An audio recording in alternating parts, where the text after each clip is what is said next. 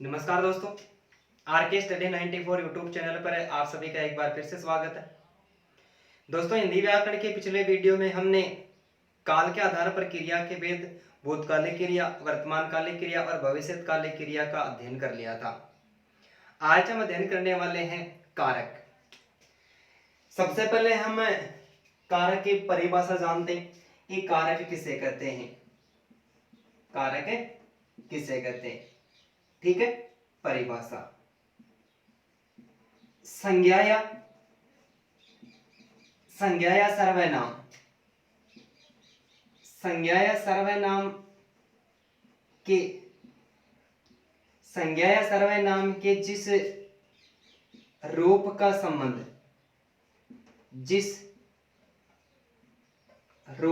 संबंध, अन्य अथवा दूसरे शब्दों, यहां पर दूसरा जो शब्द है वो कौन है? क्रिया है। संज्ञा या सर्वनाम के जिस रूप का संबंध अन्य अथवा दूसरे शब्दों यानी क्रिया के साथ अभिव्यक्त होता है, दूसरे शब्दों के साथ अभिव्यक्त होता है, तो उसे कारक कहते हैं। तो उसे क्या कहते हैं? कारक कहते हैं। तो उसे कारक कहते हैं, ठीक है। संज्ञा या सर्वनाम के जिस रूप का संबंध अन्य शब्द यानी क्रिया, इस संज्ञा या सर्वनाम के जितने भी कोई भी वाक्य, उस वाक्य में संज्ञा या सर्वनाम के संबंध में कोई भी शब्द प्रयुक्त होगा और उस शब्द का जो संबंध है वो किसके साथ? इस क्रिया के साथ में प्रयुक्त होता है, तो उसे क्या कहते हैं? उसे कारक कहते हैं। जैसे हम उदाहरण की बात करेंगे, उदाहरण पढ़ने के बाद में ये परिभाषा आराम से समझ में आ जाएगी, ठीक है। जैसे पहला जो उदाहरण है, कपिल पुस्तक पढ़ता है। कपिल पुस्तक पढ़ता है। दूसरा वाक्य, रोहित अपने भाई के लिए खिलौने खरीदेगा। रोहित अपने भाई के लिए क्या करेगा? खिलौने खरीदेगा। रोहित अपने भाई के लिए खिलौने खरीदेगा, ठीक है। तीसरा वाक्य, भगवान राम ने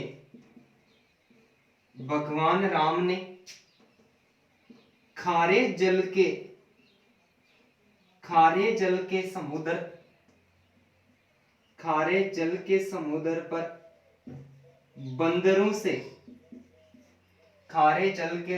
पर बंदरों से पुल बंधवा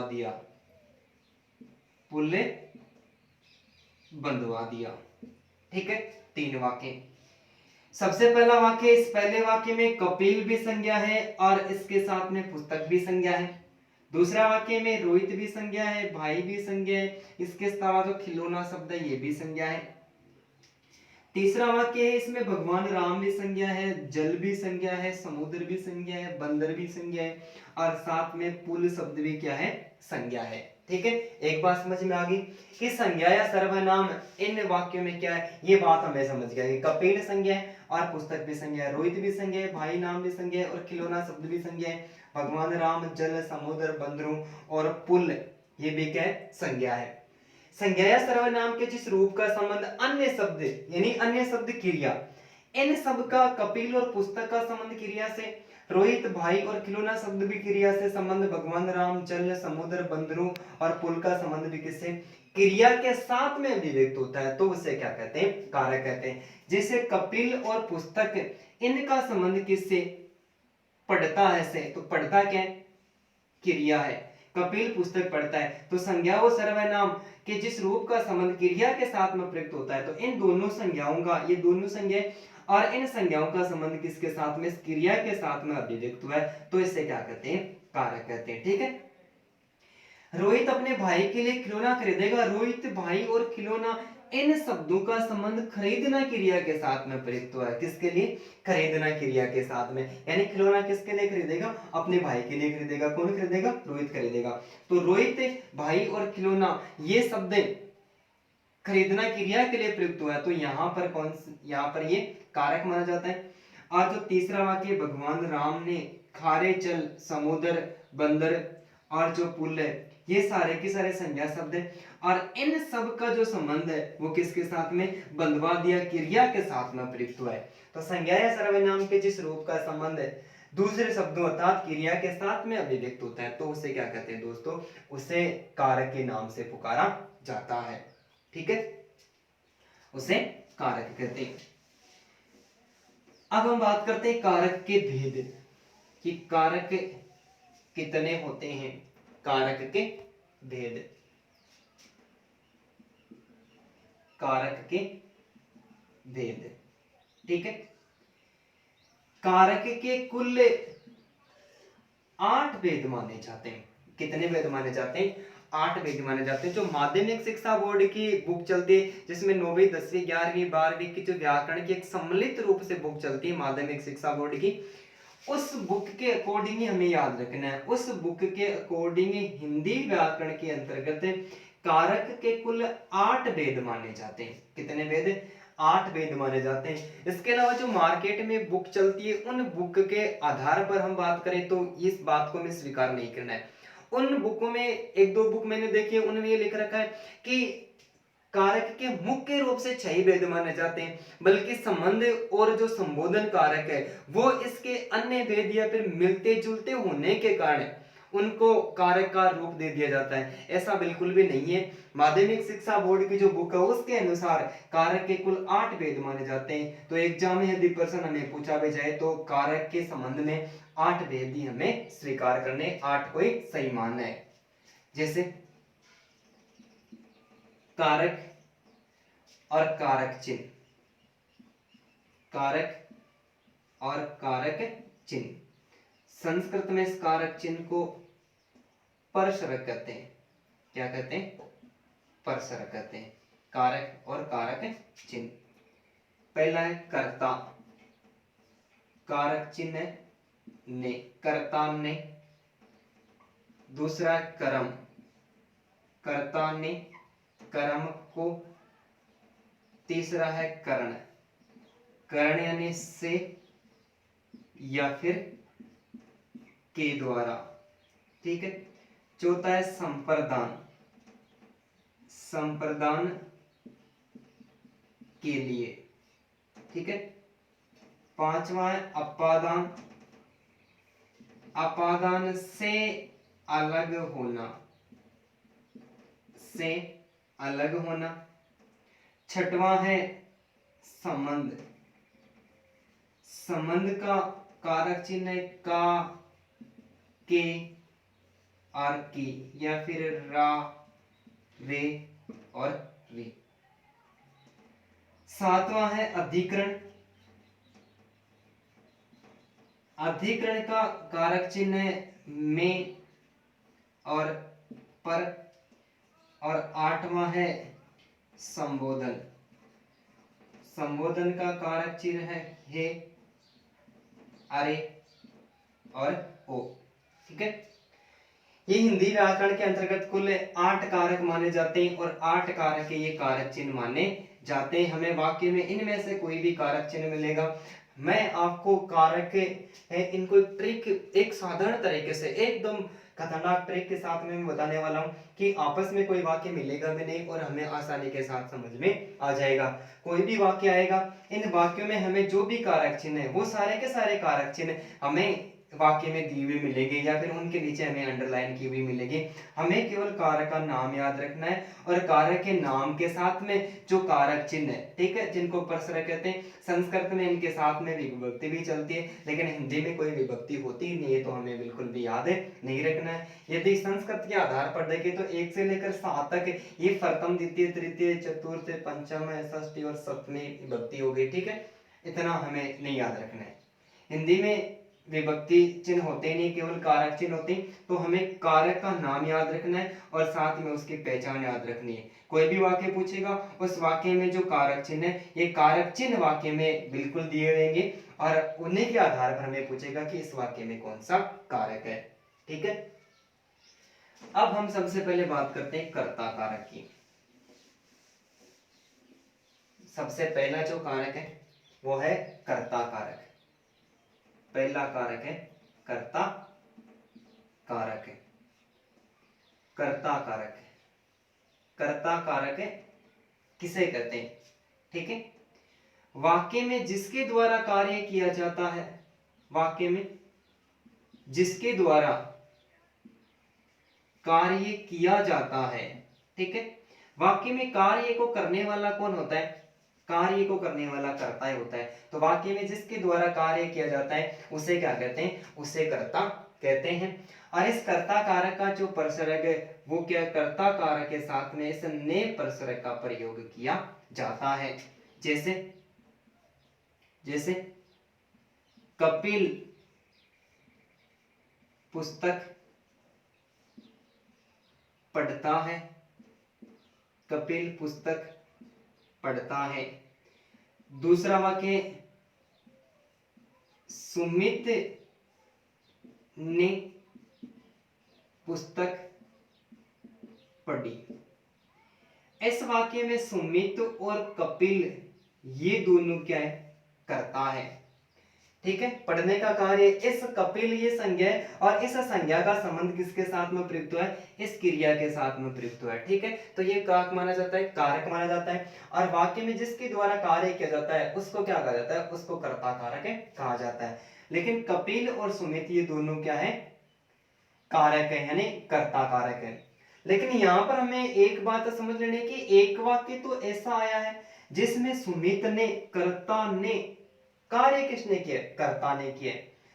इस वाक्य में तो हमें पहचान हो रही है कि सुमित के साथ में ने परसर्ग का प्रयोग हुआ है, इसका मतलब यहाँ पर कर्ता कारक है। लेकिन एक वाक्य ऐसा प्रयुक्त हुआ है जिसके अंदर ने परसर्ग का प्रयोग हुआ ही नहीं है और ने परसर्ग का प्रयोग नहीं होने के बाद में भी यहाँ पर कर्ता कारक है कैसे स्वीकार किया गया है। ठीक है, तो हमें यहाँ पर याद रखना है कि जो कर्ता कारक है ये कर्ता कारक दो रूपों में प्रयुक्त होता है।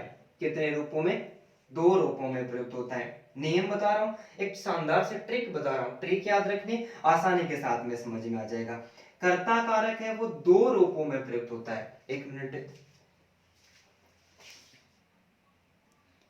ठीक है, कर्ता कारक दो रूपों में प्रयुक्त होता है। कितने रूपों में? दो रूपों में प्रयुक्त होता है।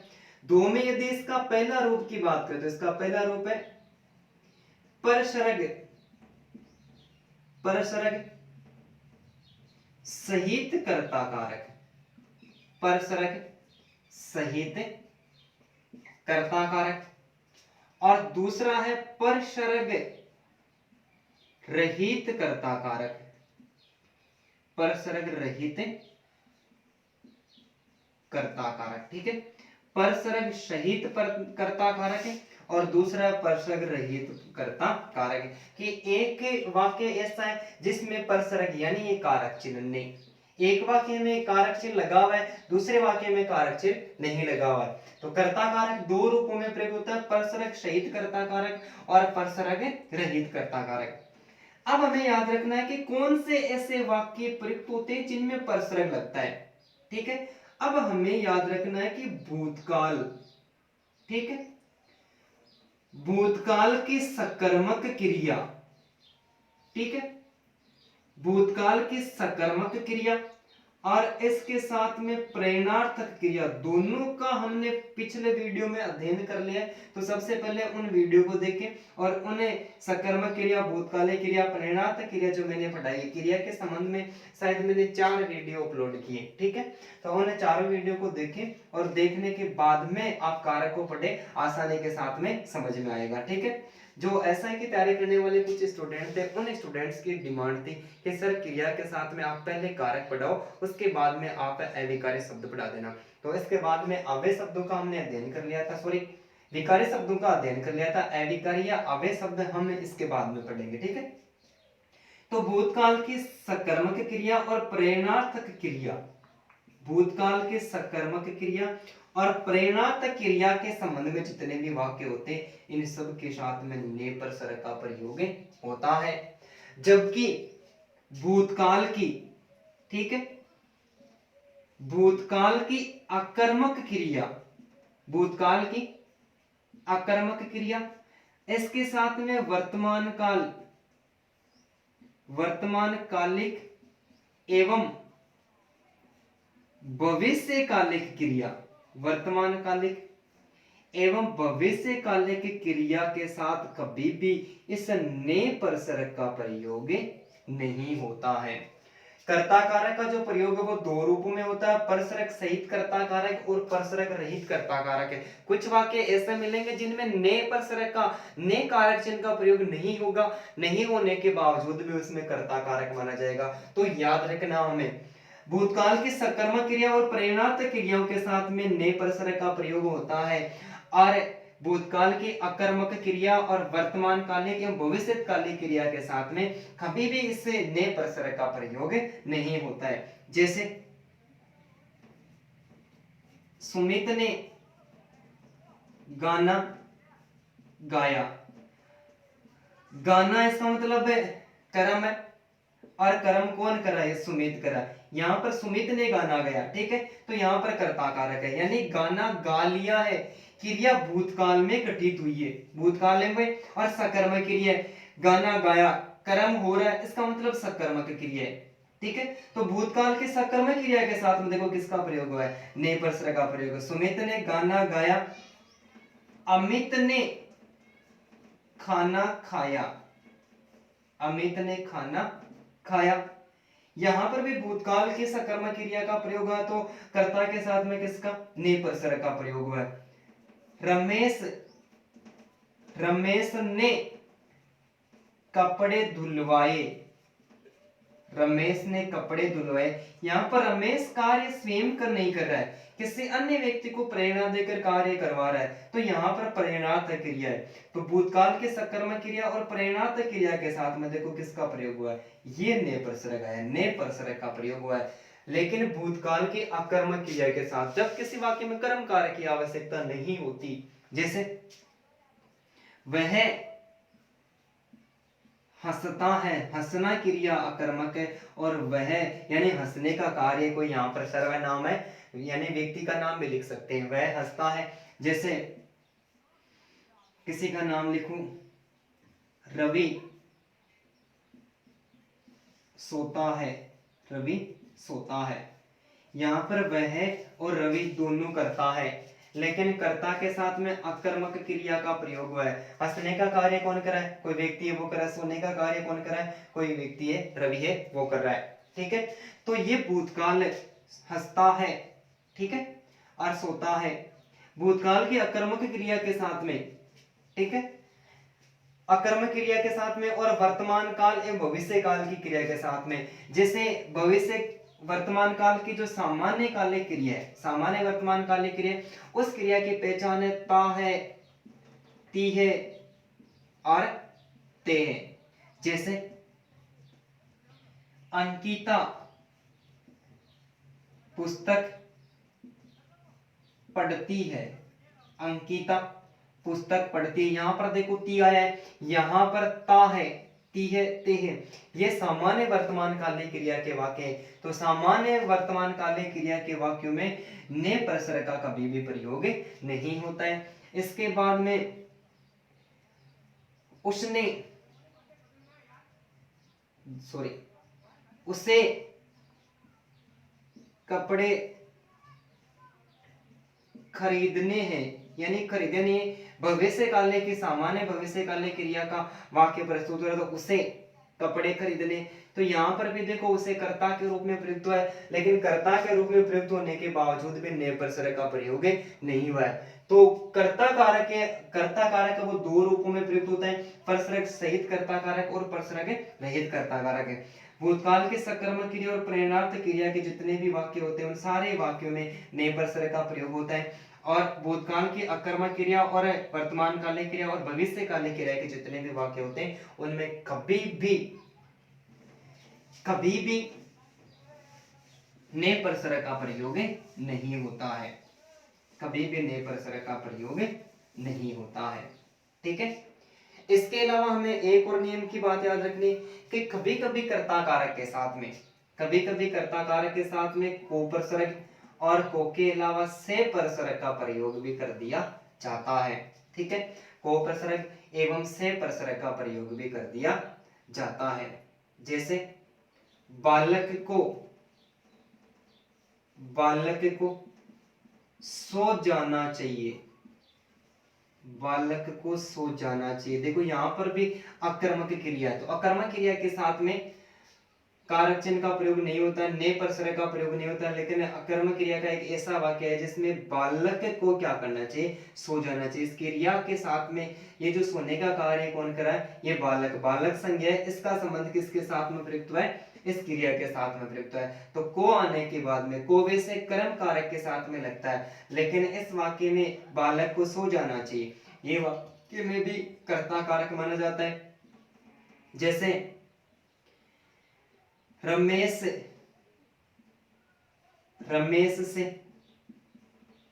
थोड़ा ही चला गया, रमेश से थोड़ा ही चला गया। यहां पर रमेश यानी कर्ता के साथ में से परसरक का प्रयोग हुआ है, लेकिन से परसरक का प्रयोग होने के बाद में भी इस वाक्य में जो क्रिया का संबंध है वो संज्ञा का संबंध किसके साथ में प्रयुक्त हुआ है, क्रिया के साथ में। कर्ता का संबंध ये संज्ञा है और कर्ता का संबंध क्रिया के साथ में प्रयुक्त हुआ है, तो यहाँ पर क्या माना जाता है, यहाँ पर भी कर्ता कारक माना जाता है। और इसके अलावा हमें एक और बात याद रखनी कि अपूर्ण अकर्मक क्रिया के जितने भी वाक्य होते हैं जिसमें होना, लगना और निकलना क्रिया का प्रयोग होता है, जैसे होना, लगना एवं निकलना, होना, लगना, निकलना, सकना। ठीक है, सकना, ये जो क्रियाएं होती है इन क्रियाओं में भी हमेशा कर्ता कारक ही माना जाता है। इन क्रियाओं का जो प्रयोग होता है वो हमेशा कर्ता कारक के साथ ही प्रयुक्त होता है। जैसे वह ईमानदार लगा, ना जोड़ते लगना क्रिया, और ये वह जो सर्वनाम है इसका जो संबंध है वो किसके साथ में प्रयुक्त हुआ है, क्रिया के साथ में प्रयुक्त हुआ है। तो यहाँ पर कर्ता का संबंध क्रिया के साथ में प्रयुक्त हुआ है, तो यहाँ पर भी कर्ता कारक। ठीक है, वह ईमानदार लगा, ठीक है, यहाँ पर मैं लिख दूं वह तो ईमानदार निकला, तो निकलना क्रिया है। ठीक है, इसके अलावा जैसे उर्मिला थोड़ी ही चल सकी। ठीक है, ना जोड़ते कौन सी क्रिया हो जाएगी, सकना क्रिया हो जाएगी। तो यहाँ पर ये संबंध भी किसके साथ में प्रयुक्त हुआ है, ये सकना क्रिया नहीं है, ये पूरक शब्द है। अकर्मक क्रिया के साथ में ये हमेशा पूरक शब्द होते हैं, और ये किसी भी क्रिया के किसी भी वाक्य के अंत में इन पूरक शब्दों का प्रयोग किया जाता है, तो वहां पर हमेशा कौन सा कारक है, वहां पर कर्ता कारक माना जाता है। ठीक है, तो ये कर्ता कारक है कंप्लीट हुआ। ठीक है, तो आसान सा एक तरीका है, उस तरीके के माध्यम से आपको याद रखना है। दूसरा है कर्म कारक। कौन सा, कर्म कारक। कर्म कारक की परिभाषा है कि क्रिया का प्रभाव, किसका, क्रिया का प्रभाव या फल, क्रिया का प्रभाव या फल, क्रिया का प्रभाव या फल कर्म पर पड़ता है। किस पर पड़ता है, कर्म पर पड़ता है, तो वहां पर कर्म कारक माना जाता है। क्रिया का प्रभाव या फल कर्ता पर पड़ता है तो कर्ता कारक हो गया था। अब किस पर पड़ रहा है, यदि कर्म पर पड़ता है तो वहां पर कर्म कारक माना जाता है। और कर्म कारक का जो कारक चिन्ह या फिर परसरग है वो क्या माना जाता है, को कारक चिन्ह यानी को परसरग माना जाता है। अब हमें कुछ वाक्य ऐसे मिलेंगे कि जिनमें कोप्रसर्ग का प्रयोग मिलेगा, और कुछ वाक्य ऐसे मिलेंगे जिसमें कोप्रसर्ग का प्रयोग नहीं मिलेगा, लेकिन वहां पर भी कर्म कारक होगा। एक शानदार सा तरीका याद रखना है। तरीका क्या है कि सजीव कर्म कारक के साथ में, सजीव कर्म कारक के साथ, सजीव कर्म कारक के साथ हमें कोप्रसर्ग लिखा हुआ मिलेगा, और निर्जीव कर्म कारक के साथ, निर्जीव कर्म कारक के साथ कोपरसर्ग का प्रयोग नहीं मिलेगा। ठीक है। कर्म कारक की परिभाषा है कि क्रिया का प्रभाव या फल कर्म पर पड़ता है तो कर्म कारक माना जाता है, और कर्म कारक का जो कारक चिन्ह है वो को होता है। ठीक है। कुछ वाक्य ऐसे मिलेंगे जिसमें हमें को प्रसर्ग मिलेगा, को कारक चिन्ह मिलेगा, लेकिन कुछ वाक्य में हमें नहीं मिलेगा, फिर भी वहां पर कर्म कारक होगा। तो सजीव कर्म कारक के साथ को प्रसर्ग का प्रयोग 100% होगा, और निर्जीव कर्म कारक के साथ में हमें को प्रसर्ग लिखा हुआ नहीं मिलेगा। जैसे राम ने रावण को, राम ने रावण को मारा, राम ने रावण को मारा। मारना क्रिया का जो प्रभाव है वो किस पर पड़ रहा है? कर्म पर पड़ रहा है। किस पर पड़ रहा है? कर्म पर पड़ रहा है। तो मारना किसको है? रावण को मारा है। इसका मतलब मारने का प्रभाव कर्म पर पड़ा है, तो यहाँ पर कौन सा? कर्म कारक हो गया। यदि सीधा याद नहीं तो कर्म के साथ में किसका प्रयोग हुआ है? को का प्रयोग हुआ है, तो सीधा प्रयोग हुआ है। तो ये सजीव है, देखो सजीव कर्म कारक है, रावण व्यक्ति था, ये सजीव कर्म कारक के साथ में को प्रसर्ग का प्रयोग हुआ है। कृष्ण ने कंस को मारा, कृष्ण ने कंस को मारा। मारना क्रिया का प्रभाव किस पर पड़ रहा है? इस कर्म पर पड़ रहा है। कर्म कैसा है? सजीव कर्म है, तो सजीव कर्म कारक के साथ में किसका प्रयोग होता है? को प्रसर्ग का प्रयोग होता है। किसान ने बेल को पीटा, किसान ने बेल को पीटा। इस पीटना क्रिया का प्रभाव किस पर है? कर्म पर। बेल क्या है? कर्म है। इस कर्म के साथ में किसका प्रयोग हुआ है? को प्रसर्ग का प्रयोग हुआ है। एक बात आसानी के साथ में याद होगी कि सजीव कर्म कारक के साथ में हमेशा किसका प्रयोग होता है? को प्रसर्ग का प्रयोग होता है। कर्म के साथ में यदि को लगा हुआ होता है, क्रिया का प्रभाव या फल कर्म पर पड़ता है, तो वहां पर कर्म कारक माना जाता है। लेकिन निर्जीव कर्म कारक के साथ में, जैसे मोहन रोटी खा रहा है, मोहन रोटी खा रहा है। ठीक है। ये खाना क्रिया है, इस क्रिया का प्रभाव इस कर्म पर पड़ा है। ठीक है। रहा है, ठीक है। खाना क्रिया का प्रभाव किस पर पड़ा है? इस कर्म पर पड़ा है, और कर्म कारक पर प्रभाव पड़ा, लेकिन निर्जीव कर्म कारक है। रोटी कैसा कर्म कारक है? निर्जीव कर्म कारक है। निर्जीव कर्म कारक के साथ में कभी भी को प्रसर्ग का प्रयोग नहीं होता है। जैसे पूजा ढोलक बजा रही है, पूजा ढोलक बजा रही है। ठीक है। ढोलक बजाना, बजाना क्रिया का प्रभाव किस पर पड़ा है? ढोलक पर पड़ा है, कर्म कर रही है, ढोलक बजा रही है। तो यहां पर देखो ढोलक कैसा कर्म है? निर्जीव कर्म है। ठीक है। निर्जीव कर्म है, तो निर्जीव कर्म के साथ में कभी भी को प्रसर्ग का प्रयोग नहीं होता है। सजीव कर्म कारक के साथ में किसका प्रयोग होता है? सजीव कर्म कारक के साथ में हमेशा को प्रसर्ग का प्रयोग होता है। ठीक है। तीसरा है कर्ण कारक, तीसरा है कर्ण कारक। कर्ण कारक ये कौन सा है? कर्ण कारक। ठीक है। कर्ण कारक का जो कारक चिन्ह है वो है से या फिर के द्वारा, से या फिर के द्वारा। ठीक है। जब किसी वाक्य में जिसके द्वारा यानी जिस शब्द के द्वारा क्रिया संपन्न की जाती है, संपन्न यानी समाप्त की जाती है, जिसके द्वारा क्रिया समाप्त की जाती है उसे क्या कहते हैं? उसे कर्ण कारक कहते हैं। और कर्ण कारक का जो कारक चिन्ह है प्रसर्ग है वो है से या फिर के द्वारा। ठीक है। जैसे एक वाक्य, श्याम कलम से लिखता है, श्याम कलम से लिखता है। ठीक है। यहां पर कलम के द्वारा का लिखने का कार्य किया जा रहा है, इसका मतलब वाक्य में से प्रसर्ग का भी प्रयोग हुआ है। तो ये कलम के द्वारा कार्य किया जा रहा है, तो वहां पर कर्ण कारक माना जाता है। कलम के द्वारा किसी कार्य को समाप्त किया जा रहा है तो कर्ण कारक माना जाता है। श्याम कलम से लिखता है। किसान, ये वाक्य बहुत बार पूछा भी जा चुका है। किसान हल से खेत जोतता है, किसान हल से खेत जोतता है। हल को जोतने का कार्य क्रिया संपन्न किसके द्वारा की जा रही है, इस हल के द्वारा की जा रही है। तो यहाँ पर भी कौन सा कारक है, कर्ण कारक माना जाता है। ठीक है। पूजा चाकू से, पूजा चाकू से पपीता काट रही है, पूजा चाकू से पपीता काट रही है। इस चाकू से यदि कार्य हो रहा है, कार्य इस चाकू के द्वारा समाप्त किया जा रहा है, क्रिया चाकू के द्वारा समाप्त हो रही है, या फिर वाक्यों में से परस्पर का प्रयोग होता है, तो वहां पर कौन सा कारक है, कर्ण कारक माना जाता है। इसके अलावा कभी कभी कर्ता के साथ में के साथ शब्द का, ठीक है, किसी भी वाक्य में के साथ शब्द का प्रयोग लिखा हुआ होता है या प्रयोग होता है, तो वहां पर भी कर्ण कारक ही माना जाता है। जैसे बालक पिता के साथ, बालक पिता के साथ बाजार गया।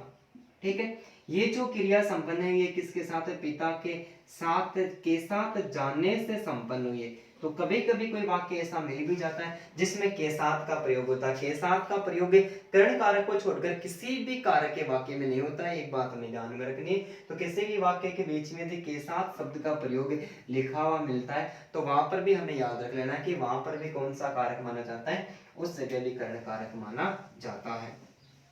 ठीक है। चौथा है संप्रदान कारक, संप्रदान कारक। ठीक है, संप्रदान कारक का जो कारक चिन्ह वो संप्रदान के लिए, ठीक है, कोई भी कार्य होगा या फिर जिसके लिए क्रिया की जाती है या फिर जिसे कुछ दिया जाता है, जिसके लिए क्रिया की जाती है, क्रिया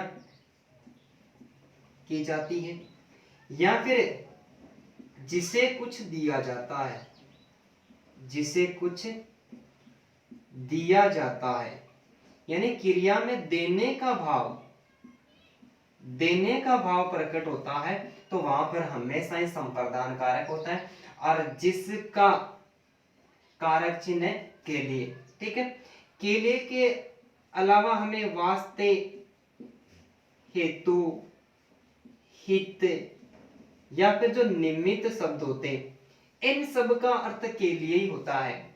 ठीक है, वास्ते, हेतु, हित या फिर जो निमित्त होता है इनका भी अर्थ क्या होता है, के लिए भी होता है। तो किसी भी वाक्य के बीच में वास्ते, हेतु, हित और निमित्त शब्दों का प्रयोग होता है, तो वहां पर भी संप्रदान कारक ही माना जाता है।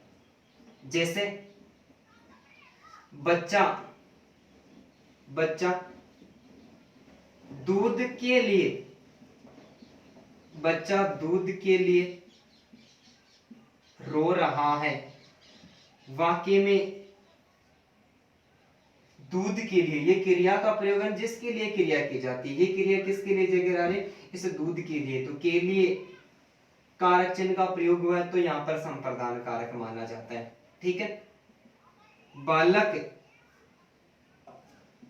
पढ़ने के लिए, किसके लिए, पढ़ने के लिए विद्यालय जाता है। ठीक है, इस वाक्य में भी के लिए कारक चिन्ह का प्रयोग हुआ है, तो यहां पर संप्रदान कारक माना जाता है। अथवा जिसे कुछ दिया जाता है, वाक्य में देने का भाव आता है, तो वहां पर भी कौन सा कारक होता है, संप्रदान कारक होता है। जैसे भिखारी ने राजा को, सॉरी उल्टा हो गया, राजा ने भिखारी को धन दिया। ठीक है, देना क्रिया का प्रयोग हुआ है, किसका प्रयोग हुआ है, देना क्रिया का प्रयोग हुआ है। तो वाक्य में जैसे कुछ दिया जाता है, भिखारी को दिया जा रहा है ना, तो यहां पर भी संप्रदान कारक ही माना जाता है। ठीक है, सेठ ने, सेठ ने ब्राह्मण को गाय दी, सेठ ने ब्राह्मण को गाय दी, देना क्रिया का प्रयोग हुआ है। ठीक है, तो यहां पर भी कौन सा कारक, संप्रदान कारक माना जाता है। ठीक है, अब जब किसी वाक्य के बीच में वास्ते, हेतु, हित या फिर निमित्त शब्दों का प्रयोग होता है, तो भी संप्रदान कारक ही माना जाता है। जैसे रमेश नौकरी के वास्ते, रमेश नौकरी के वास्ते तैयारी करता है, नौकरी के वास्ते तैयारी करता है। वास्ते शब्द है संप्रदान कारक माना गया है। ठीक है, इसके अलावा हमें हेतु शब्द की बात करें या फिर हित की, तो जैसे एक और वाक्य की बात करें, भगवान राम जन कल्याण हित या फिर हेतु, जन कल्याण हित या फिर हेतु कहां पर गए थे? वनवास में गए थे, वन गए थे। तो यहां पर भी हित या हेतु शब्दों का प्रयोग किया जा रहा है, तो यहां पर भी संप्रदान कारक माना जाता है। ठीक है, इसके अलावा एक वाक्य जैसे वर्तमान समय में देश के डॉक्टरों ने, देश के डॉक्टरों ने नियमित कार्य किया। ठीक है, कोरोना की वर्तमान में बीमारी चल रही, और ये जो देश के डॉक्टरों ने जो कार्य किया, ये किसके लिए? केवल और केवल निमित्त यानी के लिए, डॉक्टरों ने निमित्त कार्य किया। तो देश के डॉक्टरों ने क्या किया? निमित्त कार्य किया। किसके लिए?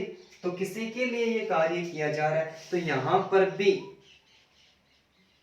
संप्रदान कारक ही माना जाता है। तो जब किसी वाक्य के बीच में के लिए, वास्ते, हेतु, हित या फिर निमित्त शब्दों का प्रयोग किया जाता है, तो वहां पर हमेशा संप्रदान कारक ही माना जाता है। ठीक है, इसके बाद में अपादान, पांचवा जो कारक है वो कौन सा है? अपादान। अपादान कारक, अपादान कारक का कारक चिन्ह से अलग होना, से अलग होना। ठीक है, तो जब किसी वाक्य में अलग होने का भाव प्रकट होता है, तो वहां पर अपादान कारक माना जाता है। जैसे पेड़ से पत्ता गिरता है, पेड़ से पत्ता गिरता है, इसका मतलब पत्ता पेड़ से क्या हो गया? एकदम से अलग हो गया। अलग होने का भाव है तो अपादान कारक माना जाता है। गंगा हिमालय से निकलती है, ये भी वाक्य बहुत बार पूछा जा चुका है। गंगा हिमालय से निकलती है। ठीक है, हिमालय से निकलकर गंगा अलग होगी, तो हिमालय से निकली, इसका मतलब अलग होने का भाव प्रकट हो रहा है, तो यहां पर भी अपादान कारक माना जाता है। ठीक है, बिल्ली छत से कूद गई, बिल्ली छत से कूद गई, तो छत से क्या हो गई? अलग हो गई, तो यहां पर भी अपादान कारक माना जाता है। ठीक है, इसके अलावा अंकित घोड़े से गिर गया, घोड़े से गिर गया, इसका मतलब घोड़े से अलग हो गया क्या? बिल्कुल हो गया। तो जब किसी वाक्य में से अलग, अलग होने का भाव, पेड़ से पत्ता गिरा, गिरने के बाद में अलग हो गया, इस वाक्य में अलग होने का भाव प्रकट हो रहा है, तो उपादान कारक। गंगा हिमालय से निकलती, अर्थात हिमालय से क्या होगी? अलग होगी, तो अलग होने का भाव प्रकट हो रहा है, अपादान कारक। और बिल्ली छत से कूद गई, छत से अलग होगी, और अंकित घोड़े से गिर गया, यानी घोड़े से अलग हो गया, तो यहां पर कौन सा कारक? यहां पर अपादान कारक माना जाता है। ठीक है, इसके बाद में जो छठवां कारक है वो है संबंध कारक। कौन सा कारक? संबंध कारक, संबंध कारक। ठीक है, जिसका कारक चिन्ह का, के, की या फिर रा, रे, री। ठीक है, अब देखो यहां पर संबंध का तो अर्थ है संज्ञा या सर्वनाम का जो संबंध है, संज्ञा या सर्वनाम शब्दों का जो संबंध है वो किसी अन्य शब्द के साथ में प्रयुक्त होता है, तो वहां पर संबंध कारक माना जाता है। किसका? संज्ञा या सर्वनाम का। संज्ञा और सर्वनाम, ये जो संज्ञा और सर्वनाम है, इस संज्ञा और सर्वनाम का यदि संबंध, ठीक है, इनका संबंध किसी अन्य शब्दों के साथ में होता है, इनके साथ में अन्य शब्दों के साथ में होता है, तो वहां पर संबंध कारक माना जाता है। और संबंध कारक के जितने भी वाक्य मिलेंगे उनके बीच में हमें का, के, की मिलेगा, बाकी किसी भी अन्य कारक के वाक्य में का, के, की नहीं मिलेगा। जैसे यह है राम का घर है, किसका घर है? राम का घर है। इस राम का घर के साथ में संबंध स्थापित हो गया और संबंध के लिए बीच में कौन सा कारक चिन्ह का प्रयोग हुआ है। तो संबंध कारक वह आपकी गाड़ी है। किसकी गाड़ी है? वह आपकी गाड़ी है। इस गाड़ी का संबंध किससे? आपसे, लेकिन बीच में कौन से कारक चिन्ह का प्रयोग हुआ है। तो संज्ञा या सर्वनाम का जो शब्द होते हैं, संज्ञा या सर्वनाम शब्दों का किसी अन्य शब्दों के साथ में भी संबंध स्थापित होता है तो वहां पर संबंध कारक माना जाता है। ठीक है, जैसे कुछ वाक्य, तुलसीदास का रामचरितमानस। ठीक है, रामचरितमानस किसने लिखा था? तुलसीदास ने। इसका संबंध किसके साथ में हो गया? तुलसीदास का संबंध रामचरितमानस यानी ग्रंथ के साथ में हो गया और बीच में का चिन्ह का प्रयोग हुआ है। ठीक है, महादेवी वर्मा की कविताएं। ठीक है, कविताओं का संबंध किसके साथ में प्रयुक्त हुआ है? इस महादेवी के साथ में प्रयुक्त हुआ है और बीच में के कारक चिन्ह का प्रयोग हुआ है तो यहाँ पर भी संबंध कारक चिन्ह माना जाता है। इसके अलावा कहीं माप तोल की बात होती है तो वहां पर भी संबंध कारक चिन्ह माना जाता है। जैसे 5 किलोमीटर की दूरी, 5 किलोमीटर की दूरी 40 रुपए के प्याज। ठीक है, यहां पर भी की और के कारक चिन्ह का प्रयोग हुआ है तो यहां पर भी संबंध कारक चिन्ह माना जाता है। तो हमें सीधा सा याद रखना है कि जिन वाक्यों के बीच में का, के, की का प्रयोग होता है या फिर संज्ञा या सर्वनाम जो शब्द होते हैं उनका अन्य शब्दों के साथ में संबंध स्थापित होता है तो वहां पर संबंध कारक माना जाता है। ठीक है, इसके बाद में अधिकरण कारक। अधिकरण कारक 7वां है अधिकरण कारक। अधिकरण कारक का जो कारक चिन्ह है वो है पर, में, ते या फिर पर। ठीक है, इस अधिकरण का शाब्दिक अर्थ होता है आधार। अधिकरण का शाब्दिक अर्थ होता है आधार। ठीक है, अर्थात क्रिया का गठित रूप, क्रिया का गठित रूप किसी स्थान या आधार का उल्लेख करता है तो वहां पर कौन सा कारक है? अधिकरण कारक माना जाता है। अधिकरण कारक की पहचान क्या है? में, पर या फिर पे। और अधिकरण का शाब्दिक अर्थ होता है आधार या फिर स्थान। तो क्रिया का गठित रूप किसी स्थान या फिर आधार का हमें बोध करवाता है तो वहां पर अधिकरण कारक ही माना जाता है। जैसे मोर छत पर नाच रहा है। मोर छत पर नाच रहा है, वाक्य में किसी स्थान का क्रिया स्थान विशेष के साथ में प्रयुक्त हुई है तो छत क्या हो गया? आधार भी हो गया। लेकिन वाक्य के बीच में पर परसर का प्रयोग हुआ, पर कारक चिन्ह का प्रयोग हुआ है तो अधिकरण कारक माना जाता है। बंदर पेड़ पर बैठा हुआ है। बंदर पेड़ पर बैठा हुआ है। ठीक है, स्थान कहां पर हो गया? पेड़ हो गया। वाक्य के बीच में पर परसर का प्रयोग हुआ है तो यहां पर अधिकरण कारक। ठीक है, इसके अलावा में, कुरुक्षेत्र, कुरुक्षेत्र में महाभारत का युद्ध हुआ। ठीक है, तो ये स्थान विशेष हो गया और स्थान विशेष के साथ में परसर का प्रयोग हुआ है अर्थात क्रिया का संबंध इस स्थान विशेष के साथ में गठित हुआ है तो यहाँ पर कौन सा कारक? तो यहाँ पर अधिकरण कारक माना जाता है। कि ये बात मैंने आपको सबसे पहले भी बताई थी कि किसी भी कारक के जो कारक चिन्ह है वो हमें याद रखने और हर वाक्य में अपवाद को छोड़कर हर वाक्य के जो कारक चिन्ह है वो हमें वाक्य के बीच में दिए मिलेंगे। हमें केवल कारक का नाम और उसके कारक चिन्ह याद करने। वाक्य हमें कोई सा भी मिल जाएगा लेकिन हमें पहचान और कारक का नाम याद होगा तो हमारा वाक्य कभी भी गलत नहीं होगा। ठीक है, अब लास्ट जो कारक है वो है संबोधन कारक। संबोधन कारक। ठीक है, संबोधन कारक की जो पहचान है वो है हे, अरे, ओ। हे, अरे और ओ। ठीक है, संबोधन का अर्थ होता है बुलाना या फिर पुकारना। तो जब किसी वाक्य में बुलाने या फिर पुकारने का बोध होता है तो वहां पर हमेशा यह संबंध कारक माना जाता है। जैसे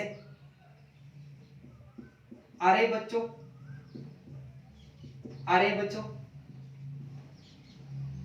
इधर आ जाओ, अरे बच्चों इधर आओ। यहाँ पर बच्चों को संबोधन किया जा रहा है, ठीक है। अर्धविराम है, ये हमेशा ही संबोधन के रूप में प्रयुक्त होता है। हे भगवान, हे भगवान, अब क्या होगा, ठीक है। अब क्या होगा कि देश में कोरोना भयंकर तरीके से फैला हुआ है, तब किसको संकट की घड़ी में भगवान को याद किया जाता है, सुख की घड़ी में तो भगवान को कभी याद किया ही नहीं जाता। बल्कि एक बार बुद्ध ने कहा था, ठीक है, बुद्ध ने अपने विचार प्रस्तुत किए थे और विचार प्रस्तुत करते समय एक उपदेश दिया था कि व्यक्ति के सामने कोई संकट की घड़ी आती है और उस संकट की घड़ी में कोई देवता उसकी सहायता नहीं करता है तो उस समय समझ रह जाए कि अब देवता नहीं रहे। इस प्रकार के वाक्य बुद्ध ने प्रस्तुत किए थे, ये बात मैं नहीं कह रहा हूं, ठीक है। तो हे भगवान अब क्या होगा, ठीक है। तो इन वाक्यों में संबोधन का प्रयोग हुआ है। अब हमें याद रखना है कि सर्वनाम के साथ यहाँ पर एक अपवाद की स्थिति प्रकट होती है कि सर्वनाम के साथ भगवान शब्द है, संज्ञा है, बच्चा शब्द है, संज्ञा है। सर्वनाम के साथ कभी भी, सर्वनाम के साथ कभी भी संबोधन का प्रयोग नहीं होता है, संबोधन का प्रयोग नहीं होता है। एक नियम याद रखना है। और दूसरा नियम याद रखना है कि कभी कभी बिना संज्ञा के भी, कभी कभी बिना संज्ञा के भी, बिना संज्ञा के भी संबोधन किया जा सकता है। जैसे अरे, अरे उधर मत जाना, अरे उधर मत जाना, यानी संज्ञा का प्रयोग नहीं हुआ है तो भी यहाँ पर संबोधन कारक माना जाता है। लेकिन हमें एक ही बात याद रखनी है कि सर्वनाम के साथ में वह, अरे वह इधर आ जाओ, तो ये कभी भी नहीं होगा, ऐसा वाक्य गलत ही होगा, ठीक है। तो सर्वनाम शब्दों के साथ में कभी भी संबोधन नहीं होता है। इसके अलावा कभी कभी बिना संज्ञा के साथ में, यहाँ पर देखो संज्ञा का प्रयोग हुआ है, यहाँ पर भी हुआ है, लेकिन यहाँ पर संज्ञा का प्रयोग नहीं हुआ है, तो कभी कभी बिना संज्ञा के साथ में भी संबोधन किया जा सकता है, ठीक है। अब मैं आपको एक सूत्र के माध्यम से, एक ही सूत्र के माध्यम से सारे कारक और उनकी पहचान याद करवाने वाला हूं। आपको केवल और केवल कारक का नाम और पहचान याद रखनी है, उसके साथ में हमें सारे वाक्य याद हो जाएंगे। वाक्य परीक्षा में कोई भी आ जाएगा, कारक चिन्ह बिल्कुल भी नहीं बदलेगा, तो इस आधार पर आसानी के साथ में हमें कारक याद हो जाएंगे। जैसे हे बच्चों, हे बच्चों, राम ने, हे बच्चों, राम ने रावण को, राम ने रावण को बाण से, राम ने रावण को बाण से सीता के लिए, सीता के लिए अयोध्या, अयोध्या से रावण की लंका, अयोध्या से रावण की लंका में जाकर मारा था, जाकर मारा था। हे बच्चों, राम ने रावण को बाण से सीता के लिए अयोध्या से रावण की लंका में जाकर मारा था। इस एक ही सूत्र में सारे कारक और कारक के साथ में उसकी पहचान है। हे बच्चों संबोधन कारक, कौन सा? संबोधन कारक, ठीक है। राम ने, किसने? राम ने, कौन सा कारक? कर्ता कारक है। रावण को, कौन सा कारक? कर्म कारक है। किससे? बाण से, करण कारक है, ठीक है। सीता के लिए, संप्रदान कारक। अयोध्या से अलग हो गया, अपादान कारक। रावण की संबंध हो गया, रावण की संबंध कारक। और लंका में अधिकरण कारक हो गया। और इनके साथ में सबकी पहचान हुई, जैसे पहला, दूसरा, तीसरा, चौथा, 5, 6, 7 और ये कुल 8 वेद। तो हे बच्चों, राम ने रावण को बाण से सीता के लिए अयोध्या से रावण की लंका में जाकर मारा। तो एक ही सूत्र में हमें सारे के सारे कारक और कारक के साथ में उसके जो कारक चिन्ह थे वो भी हमें याद हो गए। अब मैं एक बार फिर से बताना चाहता हूँ कि कारक चिन्ह और साथ में कारक के नाम हमें याद कर लेने, अपवाद हमें हमेशा याद रखने ही होंगे। वाक्य हमारे सामने किसी भी प्रकार का आ जाएगा लेकिन कारक चिन्ह कभी भी बदलाए नहीं जाएंगे। तो जिस कारक का कारक चिन्ह उसके साथ में जुड़ा हुआ है वह कारक चिन्ह हमें हमेशा वाक्य में मिलेगा। हमें कारक चिन्ह याद होगा, हमारा वाक्य अर्थात प्रश्न कभी भी गलत नहीं होगा। धन्यवाद दोस्तों।